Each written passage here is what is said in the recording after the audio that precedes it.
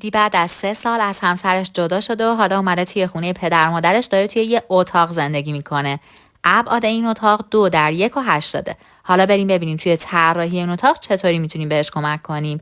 اول از همه تخت رو در ارتفاع 1 و 70 قرار میدیم و حدود 10 سانتی متر از دیوار رو هم خالی میکنیم برای قرار دادن کتاب ها و کلید و پریزها.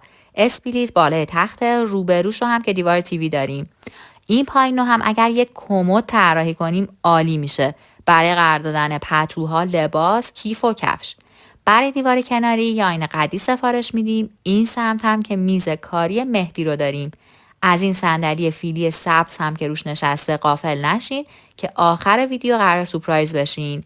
این سمت اتاق هم اختصاص دادیم به آشپزخونه که امکاناتش بد هم نیست. اینم از دوش حمام، کف و هم که اساسی شیب بندی کردیم برای اینکه آب از فضای تر به فضای خشک راه پیدا نکنه.